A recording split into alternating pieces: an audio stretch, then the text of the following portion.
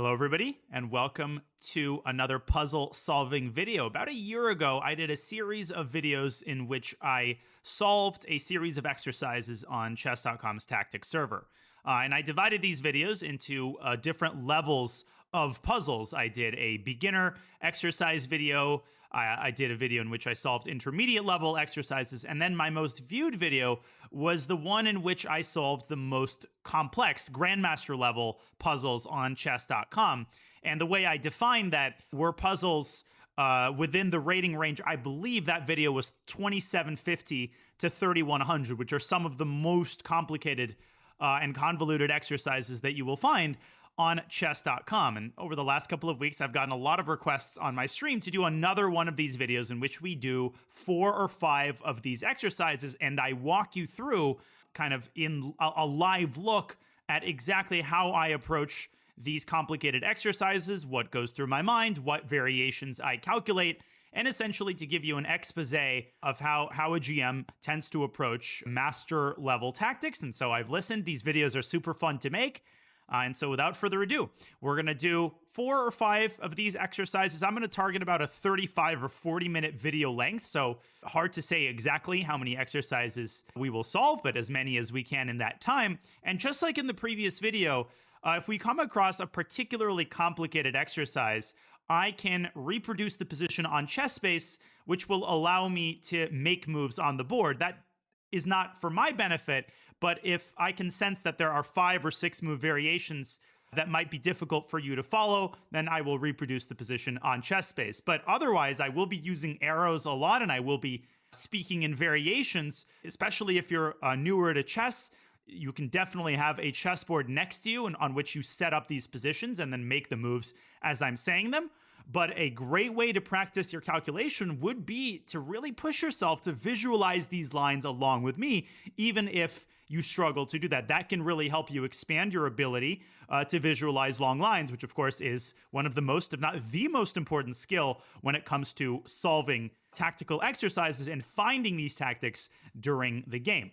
So I've upped the ante even further in this video. The rating range now is 2,800 to 3,200. So it's entirely possible that I will make a mistake on one of these exercises. And if I do, which is totally normal, I don't have 100% accuracy. The point is not to avoid mistakes. It's to understand exactly why you made them. Try to use every mistake as a way to advance your understanding of pattern recognition and diagnose exactly what went wrong in the process of solving.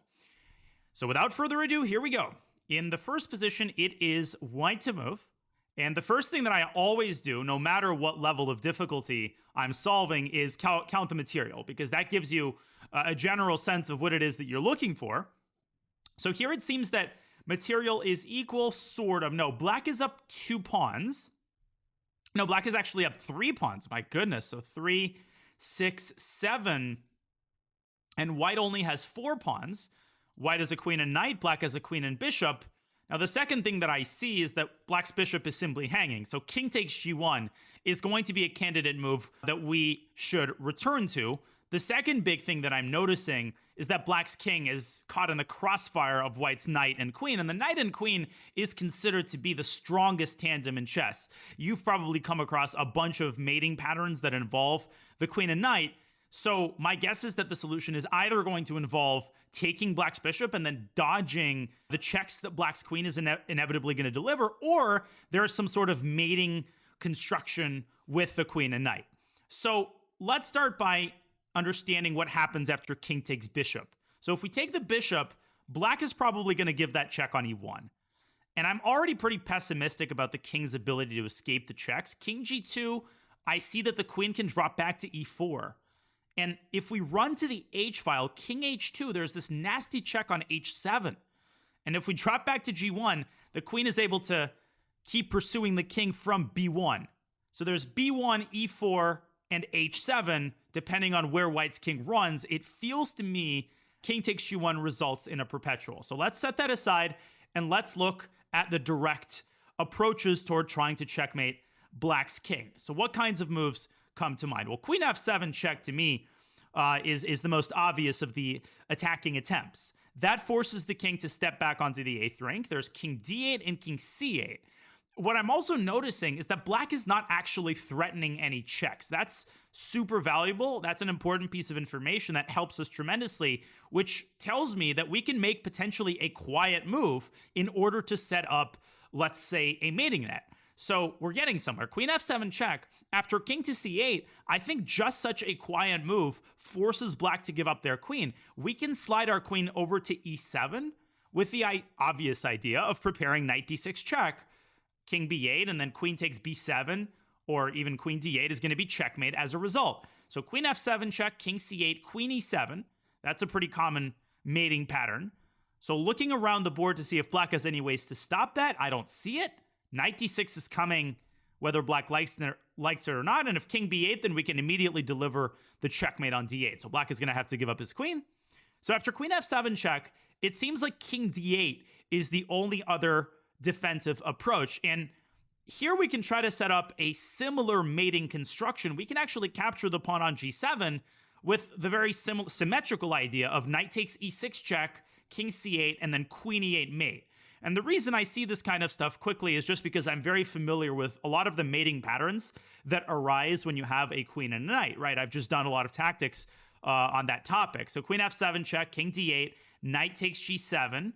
Does black have a way to stop knight takes e6 check? Man, my arrow drawing game is not particularly advanced. So the one move that I see there after queen f7, king d8, knight takes g7 is actually b6, with the idea of opening up a Luft square for the king on b7. But calculating that line shows us that white can win the queen.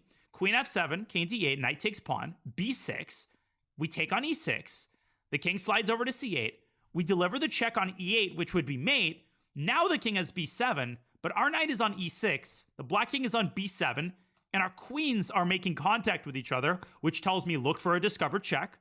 And just such a discovered check exists. Knight d8 check picks up the black queen on e5, which is undefended. And that, I think, is the solution. The key is to avoid taking the bishop and go directly for black's king. Let's test this out. Check. Knight takes g7. And I like to, to carry out the solution quickly as an added layer of challenge. If you're solving exercises, you can absolutely pause on every move and double check.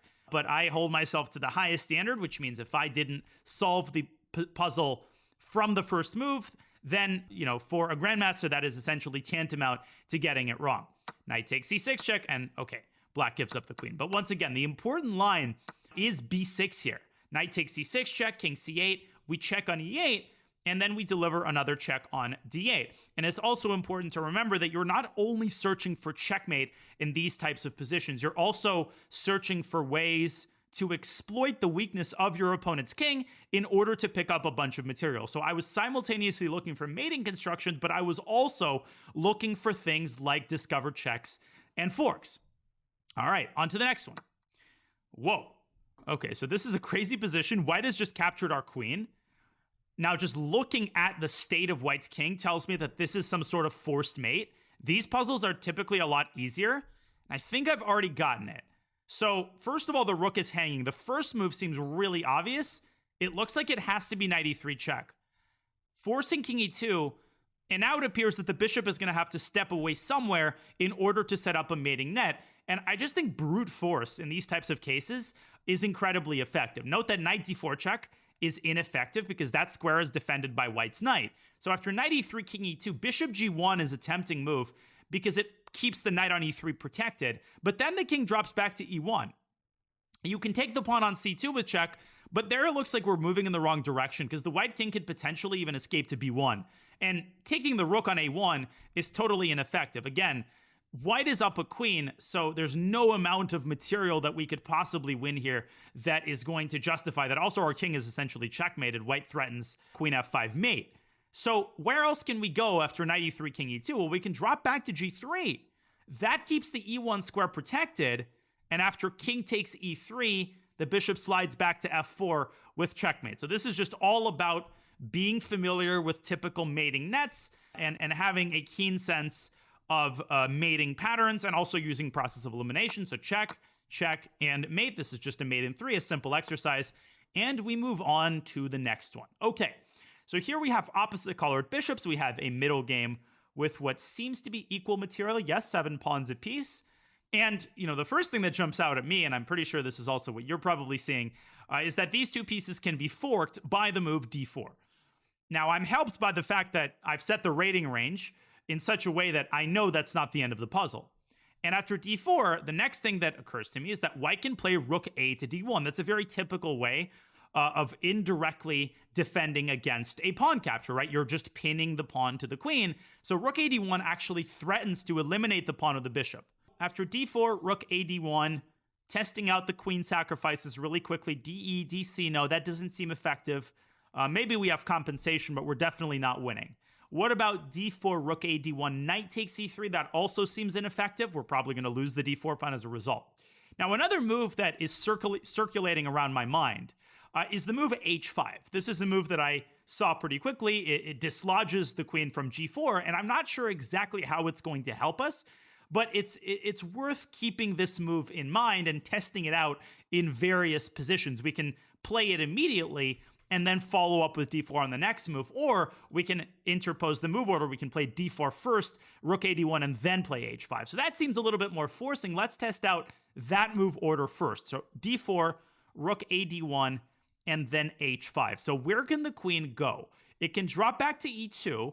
It can move over to f4. We have to basically test every square. There's no, easier way to do that. So after d4, rook a d1, h5, queen f4, I think the move g5 is really strong because the queen is out of squares, which means it has to take the pawn on g5, but then we're able to unpin our queen by trading queens and taking on c3. And in the resulting position, our rook on a8 is actually doing a very important job of defending the d8 square. Otherwise, that would have been mate in 1. So that's a promising start. d4, rook a d1, h5. So we've refuted queen f4. What about queen back to e2? Well, the good thing about that move is that the pawn on d4 now has one less attacker on it. So maybe we could sort of move our queen in such a way that unpins it and simultaneously keeps the d4 pawn protected. And I see actually two squares that fulfill that aim. Queen to h4 is one possibility, and queen to b6 is the other. Now, there's no such thing as a two possible solutions in a chess.com exercise, so there's some sort of catch. But queen b6 looks totally winning to me. White can play a5 there, attacking the queen, but the queen has a nice parking spot on b4. And it seems to me that white is inevitably going to lose a minor piece. I don't see any tactical shenanigans there. So that's good as well. d4, rook a d1, h5. Now, there is the h3 square, and that essentially leads to the same result where white takes his eyes off of the d4 pawn, allowing us to shift our queen over, let's say, to b6, keeping the d4 pawn protected and reinforcing the threat, in that case, only of d takes e3. But if the bishop moves, then we can, of course, take the knight because the bishop will lose its pin on the queen. So again, we have to check the move a5, right? So d4, rook a d1, h5, queen h3, queen b6. White tries a5. If we take that pawn, then we lose our control over the d4 pawn. But once again, I don't see anything wrong with queen b4. I suppose the white is knight a2 in that position, but queen takes a5 or queen a4 hits the knight, hits the bishop at the same time. But wait a second, after d4, white could bring the other rook to d1. We have to test that as well, because what I'm noticing is that after d4, rook fd1, h5, queen h3, queen b6, a5, if we play queen b4, then white will drop the knight back to a2, and that knight will actually be protected by the rook. So we need to be a little bit more careful in that case of where we put our queen. Fortunately, I think we have the c5 square. So after a5 in that position, we could slide our queen up to c5. We're still hitting the bishop. Knight a4, we can simply take on a4 and then take the bishop. I think that works out. Last thing we need to check is why we can't start with h5. And I think the reason is pretty simple. h5 allows the queen to slide over to the other side of the board, queen b4. And there, if we play d4, we haven't gained anything. After rook a d1, the queen on b4 is actually better placed than it is on g4. So that is why I think it is... Oh, we got it wrong! Okay, a mistake. So it probably is h5. It is indeed h5. And see, this is where a lot of people assume that, grandmasters never get puzzles wrong, or, my thinking process is flawless. Not at all. Like, I would say that my accuracy rate for this rating range is maybe about 75%, right? So which means I get, one puzzle wrong, usually out of every 5 at least. But that's really where the learning happens, because if you got all of them right, then what would really be the point of solving, right? Why would you need to solve if you already saw everything to begin with? So obviously here the move is d4, rook takes d8, and dc. Everything is simple. But let's understand why starting with d4 is wrong.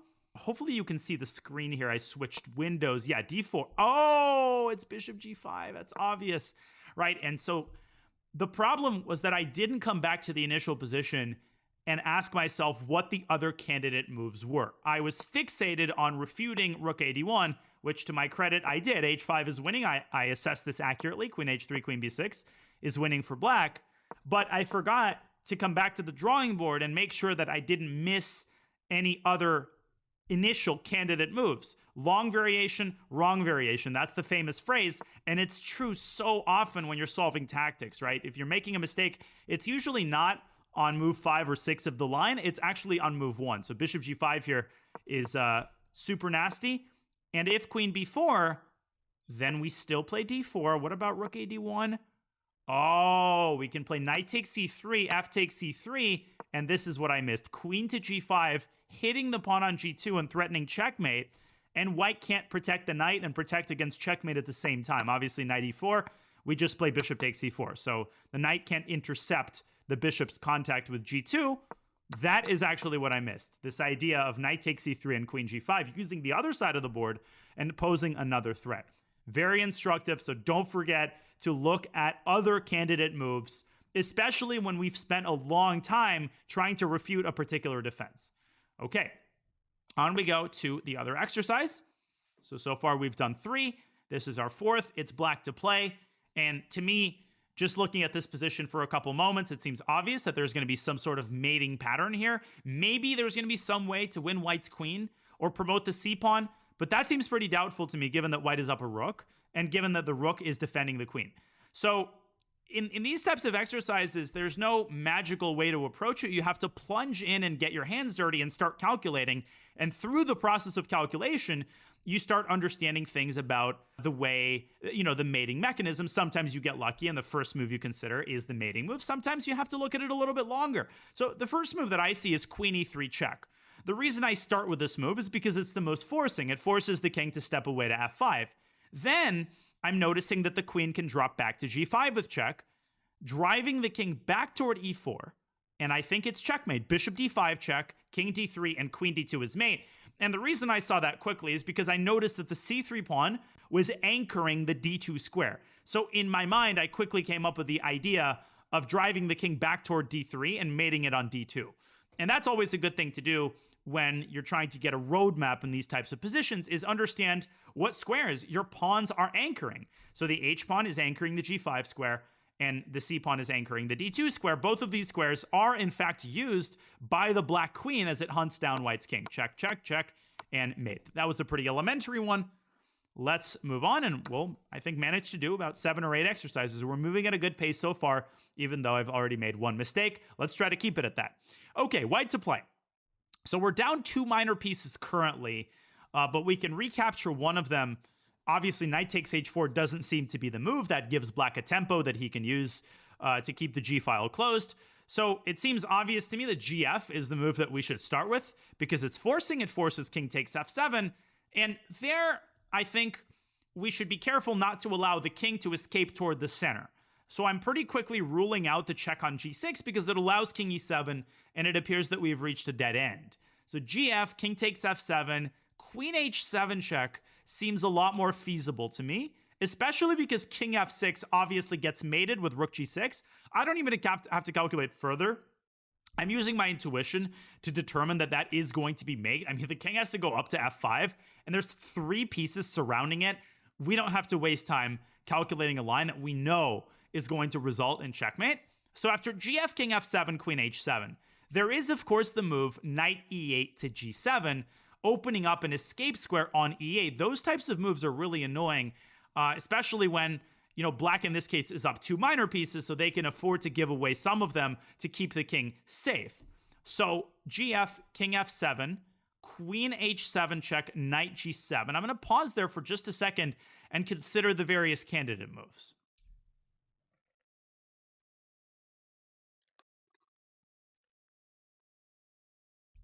Okay, so I'm looking at rook takes g7 check, king e8, queen takes h5 check, trying to take all of black's pieces with check. King d8, queen takes bishop check. Already in that position, we're up. What are we? We're up 2 pawns. And after king c7, we could tie up the knight with knight e5. Let's do that again. Gf king f7, queen h7, knight g7, rook takes g7, king e8, queen takes pawn check, king d8, queen takes bishop check. I suppose in that position, black could block with the knight d7 to f6.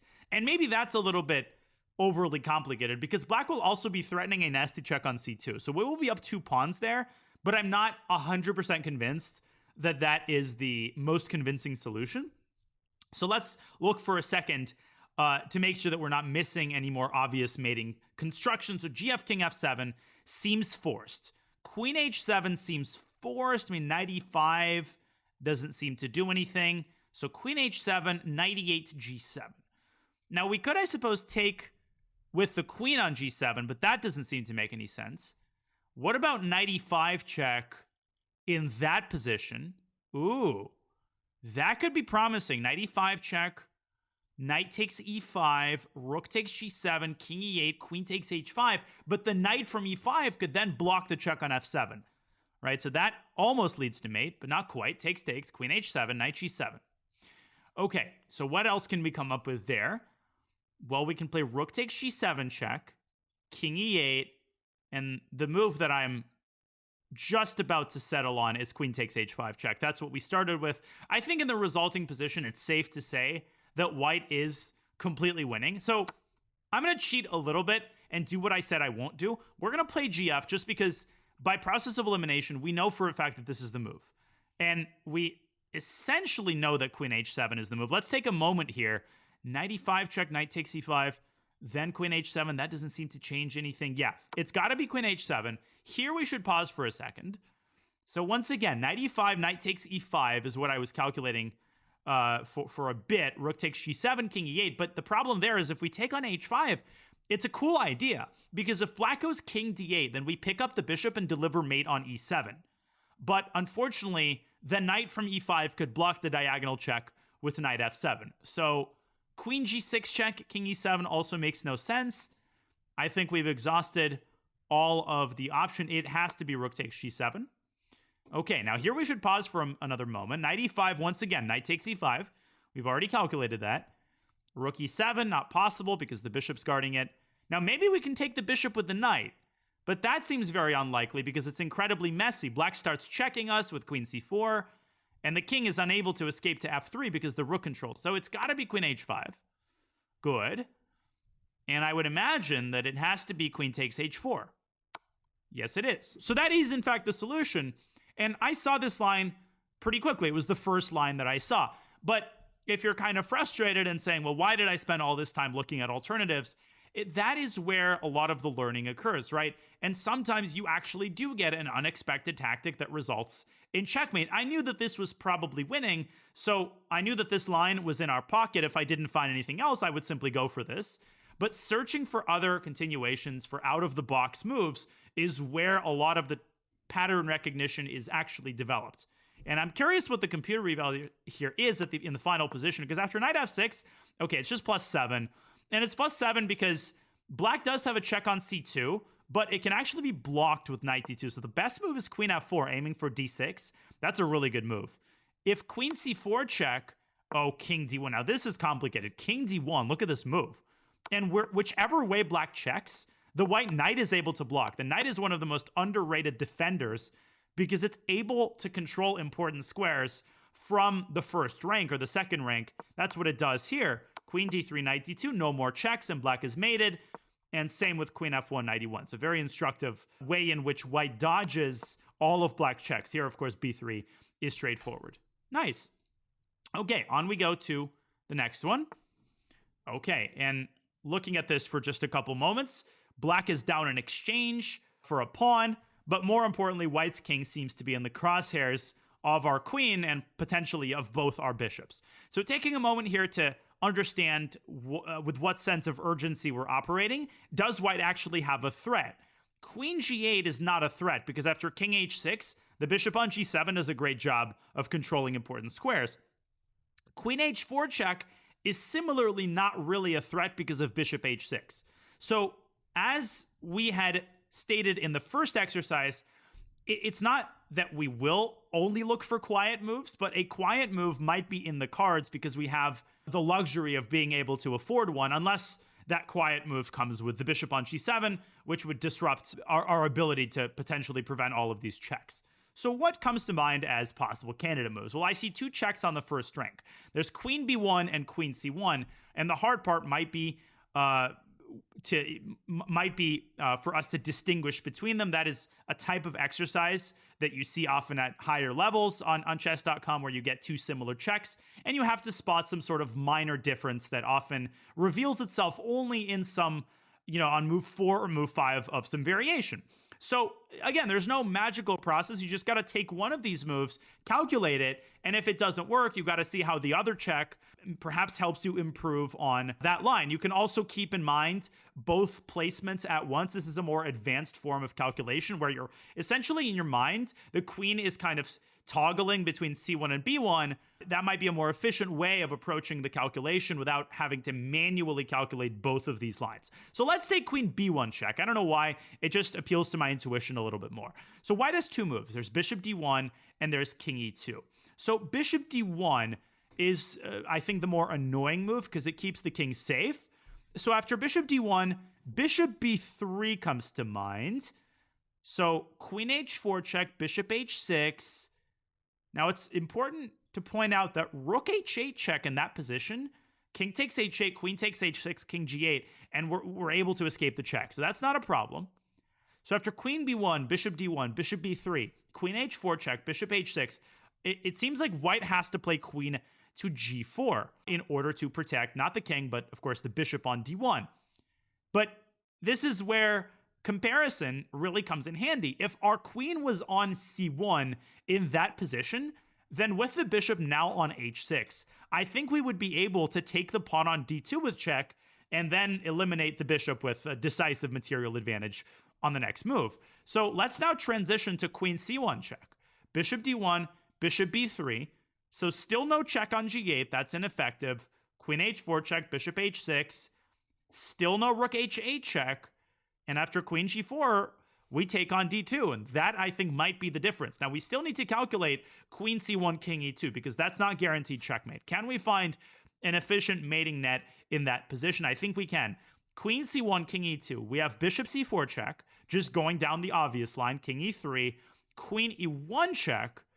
Okay, the king has to move up to f4. In a classical game, I would probably stop calculating there, but in the context of a tactic, you often want to try to push yourself to calculate a little bit deeper than you would in a real OTB game or a blitz game. Queen takes f2, check in that position is surefire checkmate. King takes c4, I think we can mate with the pawn, f5 checkmate, and if the king moves up to g5, then I think bishop h6 there is a very pretty mate in one. So we can safely go with queen c1 check.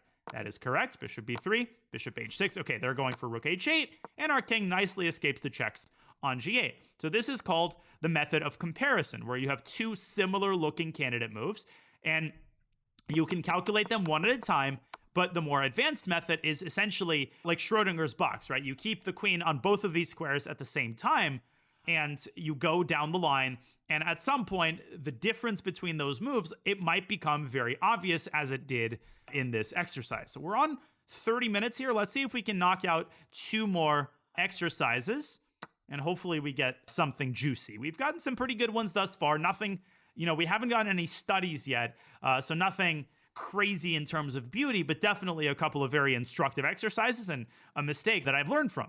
So it's been a successful session thus far. Okay, so white is down two minor pieces, right? Black has three minor pieces. Black is up two knights, to put it more succinctly. And clearly this is going to be an exercise in which we somehow have to get to black's king. And there is a bunch of checks that I'm already seeing off the top of my head. There's bishop g5 check. There's even bishop to b6 check, which we're going to rule out immediately because after a takes b6, queen takes a8, knight c6, black has three minor pieces for the rook, and we're clearly at a dead end. So bishop b6 is pretty, but pretty obviously ineffective. There's other check. There's queen h4 check, But the problem with the checks on this diagonal is that black can block it pretty straightforwardly with a pawn f6. Or even knight e7, but f6 seems to be the big problem. So I don't think the correct move would be a check on this diagonal. There is also queen a5 check, which seems like a more serious option. So after queen a5 check, black can also block with a pawn. But there we can play the sort of thematic bishop takes b6 check. And if a takes b6, we take with a queen. Now king e8 there gets mated in 2 moves. So the king has to step forward to e7, but there it's also made into queen d6 check, king d8, and queen f8 is checkmate. And I'm, already from the very beginning, I noticed that the f8 square is undefended. That is a good idea in positions where you're anticipating a possible checkmating combination, is to what I call think in terms of squares. You, at the very start, even before calculating, take note of the possible squares on which checkmate could conceivably be delivered. And, f8 is one of those squares. If the knight had been moved away from g8, then the rook would have been guarding that square. So let's go back to this line, queen a5 check, because b6 is not the only move. King e8 gets mated in 2, rook takes c8, and queen to d8. So after queen a5, we're down to king e7. Now, at a minimum there, I think we could probably just grab the bishop, and we're threatening a mate on d8. I mean, I find it very hard to believe that black has anything resembling a defense there. It is important that after queen a5, king e7, rook takes c8, black does have the move knight b8 to c6, but the queen has another checkmating square on c5. Or even queen a3 in that position is made in 2. So that's also pretty clear cut. Queen a5, b6, bishop takes b6 check. Black, of course, could refrain from taking the bishop, but I don't think that's going to be effective. King e7, the simplest there might just be queen c5 check, and then we grab the bishop with check, and queen d8 is mate. So the mate there is pretty prosaic. And without even calculating the other candidate moves, and there were a couple more. There was rook takes bishop check. There was a move like queen b4 aiming for f8, but it's too slow. It allows the knight to come out and block the access to the mating square. If you've already calculated to checkmate, then you don't need to waste time looking at the other candidate moves. If you're confident in your calculation, you can go ahead and make the move. Queen a5 check, bishop takes b6, queen takes b6. Okay, they go king e8, rook takes c8, and after king e7, queen d8 is checkmate. Okay, so for our final exercise, or maybe our final 2 exercises, I am going to set the rating range even higher. I'm going to set it from 2950 to 3200, or let's say 3000 to 3200. Let's see if we can get a really tough one. Of course, I've got to be careful what I wish for because I really don't want to make a second mistake. So let's see what we get. And as we get into this exercise, what you've, I'm sure, noticed, and you probably already noticed this if you watched my first puzzle solving video, is that just because the rating of the puzzle is, 2900 or 3000, it doesn't mean that only a grandmaster can solve it. In fact, some of those exercises, like we got a mate in 3, right? And you might look at that and say, well, that's a very basic exercise. Why is it rated 3000? And the rating of the puzzle is relative, right? It doesn't mean, only a 3000 can solve it. It just is a comparative measure of how advanced the puzzle is compared to all of the other puzzles on chess.com. And some mate in 3s can actually be really hard to spot in a real game, especially if there are other tempting continuations. So take the designation with a grain of salt. And I hope that I haven't lured you into like a clickbaity video where you were expecting insane exercises and you're getting mate in 3s. These have been pretty complicated, but my real point here is that almost anybody can solve them given enough dedication. If you're a newer player, you might have to set these up on a physical board and move the pieces around, but most of the time you can follow the logical steps and solve each of these exercises. Okay, so enough talk. Let's knock this one out of the park. So I'm noticing that white is down in exchange. I'm also noticing that queen takes g5, rook g8 loses the queen, so we can rule that move out immediately. And there's obvious mating patterns related to the bishop on f6. So if we could get our queen to h5, that would be immediate checkmate. So the moves queen g4 and queen f3 come to mind. This might be another sort of comparison type exercise. Queen g4 to me seems more natural because in response to king g6, we would have queen takes g5 with mate on the next move. So does black have a defense after queen g4? Well, again, brute force, right? At this point, just brute forcing and looking at all of black's legal moves is a surprisingly effective method. So looking at black's queen, does black's queen have a way to stop queen h5? No. Black's queen doesn't have a single check. The rook on a8 has no moves. The rook on e8, rook h8, even that doesn't help. Rook g8 only hastens the defeat. Queen h5 is then checkmate. I think queen g4 is just winning on the spot. And perhaps the difficulty lies in refuting queen f3, because king g6 then prolongs the game. Queen e4 check, by the way, is a tempting move, I think, for some people, but it actually helps the king hide out on h6. And if you play queen g4 there, then black can already defend the g5 pawn with rook g8. But queen e4 check actually makes no sense if you think in terms of squares, because if you do that, then you should spot the h5 square immediately as an entry point to black's king. And once you spot that, queen g4, to me, is the most natural move. Okay, so this was 3082. That, I admit, was a little bit anticlimactic. We should definitely do at least one more. And here we go. Okay, so another chaotic position, a king hunt. What's the material count? We're down a minor piece and some pawns. So we're down a minor piece. Our own king is in mortal danger. Black is threatening a check on a3. Black is attacking our queen.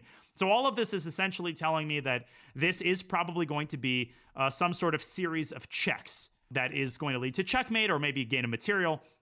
So what can we come up with here? And it's important not to get overwhelmed in these types of positions. You approach them the same that you would approach any other position with a wide open king. You generate the list of checks, and then you just go through them one by one, and they're often easier to calculate than it appears. Having said all that, I'm probably going to make a mistake. So what comes to mind here? Well, queen takes knight check just leads to a trade of queens. We can rule that out. Knight takes f7 check. Bishop takes f7. We can take black's queen, but then black is going to take our queen, and I don't see anything in that position. We're just down two minor pieces. Okay, so knight f7. Bishop f7. I don't see any desperados. If we take the rook, then we lose our rook with check. That's out of the question. So what other checks come to mind? Knight e4 check. I think black can just snap that knight off the board. What about knight c4 check? Knight dc4 check. Well then, if black takes with the queen, then our other knight captures and we win the queen with check. So knight dc4 check, black can of course take that with the bishop. Okay. So in that position, both queens are hanging. So we could perhaps try to, maneuver our queen away with check, but we don't have an immediate check because the black king defends both c6 and c7. And if we give a check on d1 with our rook in that position, the black could actually take the rook with a queen, and once again, our queen is going to be lost. So knight dc4, bishop takes c4 might also be a dead end. Okay, that means we need to go back to the drawing board. Are there any candidate moves that we're missing? Maybe there's a quiet move, right? We shouldn't rule that out. Well, first, I'm looking a little bit more carefully to see if there are any checks that I may have missed. Let's look at knight dc4 for just another second. Bishop takes c4. In that position, are there any hidden checks? Rook f6 doesn't make sense. Rook d1 we looked at. I don't think so. Okay, so we go back to the initial position. There's also knight e4 check, but we've been there before. Just queen takes c4. I don't see what we gain. So that means it's time to think in silence for a little while. Give me 30 seconds. I'm going to try to focus and figure out what I'm missing here. This is the fun part. This is where you get to watch me suffer. Because normally the roles are reversed in the speedrun games.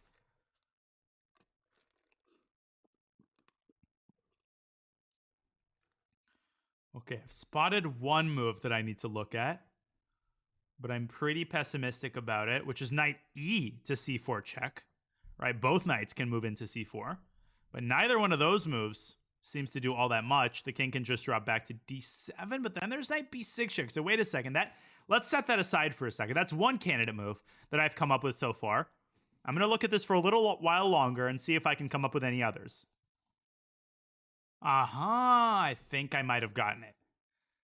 And I think this is the logical continuation, which is that if you've ruled out all the checks, then you move on to the captures, right? And I think there is a capture that I saw this move initially, and I ruled it out because white is down a minor piece to start the exercise. So you wouldn't really think that you're able to win enough material to justify some sort of trade, and yet I think that's exactly why this exercise is difficult. So knight e to c4 check, I think fails for a variety of reasons. The king can drop back to d7, and I don't see a follow-up in that position. Now, the capture that caught my eye suddenly was rook takes bishop, because it does defend against black's threat, right? Queen a3 check there is no longer a possibility. But the other thing it does is it opens up the secondary possibility of knight takes f7 check, which would potentially, if the smoke clears, trap the rook in the corner. So after rook takes a2, I actually think the line is pretty simple. If black takes the queen, then we first take on f7 with check. Remember, the bishop is gone in that line. The king has to move. We recapture black's queen. At that point, material is equal, but the rook in the corner is trapped. And black is at the very least going to be down in exchange and probably even a rook, because I don't see a way for black in the resulting position to trap the knight in the corner. So after rook takes a2, if black plays queen takes a2, then we can capture the knight with check, and we hunt the black king down. King takes e5. Again, that's not really a line you even really need to calculate. With the king in the center like that, surrounded by 3 pieces, there is going to be a checkmate. I think knight c4 check probably does the trick. Knight f3 check, both of those moves, I'm pretty sure, will lead to forced mate. So after rook takes a2, queen takes a2, queen takes knight, king e7. Also, there's the obvious queen takes c7 check, and at the very least, we can pick up the rook and be up a minor piece, and we're mating the black king. So I think rook takes a2 is a hidden capture that does the trick. Knight takes e5, we also need to check. Rook takes a2, knight takes e5. Because if we blindly take the queen, then black takes our queen, and black is up a minor piece. But after rook takes a2, knight takes e5, at that point, there's a host of other checks that we can now give. In particular, I'm looking at knight e4 check. The idea is to force black's king onto e7 so that we can move our queen away with check, so that in turn we could take black's queen and not have to lose our own. So rook takes a2, knight takes e5, knight e4 check. If king e6, then we can maybe give a, I don't know, a follow-up check on c5. That looks pretty overwhelming too. And that's a line that we could trust intuitively is going to be winning. Well, let's go for it. Rook takes a2. Okay, rook takes b7, knight takes f7. And we pause here for a second just to make sure. Order of operations, we take the queen first. We take the rook, and that was a 31-41 puzzle. That was a difficult one because of the amount of candidate moves that we had to sort through. But again, I think you're able to see that that was an eminently solvable exercise. It's just that, well, the tempting move to me was definitely knight dc4 check, because that's one of those moves you look at it and that's got to be the solution, you know. It's a desperado sack, and you're opening up an attack on the queen, but you have to think concretely. And if you calculate concretely, then you're able, in most cases, to eliminate these tempting moves, which often stand in the way of the solution. Rook takes a2 is really a sexy move. It's not a check, and your brain might be screaming that the move absolutely has to be a check. It never has to be a check, and you always have to look at the other tactical moves, in particular captures and threats, right? That's the common wisdom, checks, captures, and threats, and it applies in super advanced puzzles as well. Okay, we're up to 45 minutes, folks, so we're already over the length of the video that I had intended. I think we managed to get through about 10 exercises. Some of them were quite a bit easier than the ones that we got in the first iteration of the video, but nonetheless, right, this is the realistic sample size of what you get at the higher levels of chess.com's tactics server. I hope you enjoyed the video. We didn't have to set any puzzles up on ChessBase. I hope you were able to follow the variations. I know that there was a lot of calculation, and again, right, if you're newer to chess and you weren't able to follow some of these lines, that's okay. You know, acquiring the ability to visualize long lines is a long process and a laborious process that you have to keep at it. We made one mistake in which I got excited by the progress that we made refuting a particular defense, and I forgot to go back to the initial position and check to see if the opponent had any other possible defenses, and I missed, you know, a pretty embarrassingly simple defensive resource with bishop g5. Got the move order of 2 important moves wrong. Very instructive mistake. And on that note, folks, we are going to end the video. I will definitely be putting out more puzzle solving videos in the next couple of weeks because I know that they are well received. Hope you enjoyed. Happy puzzle solving, and I will see you in the next video. Bye.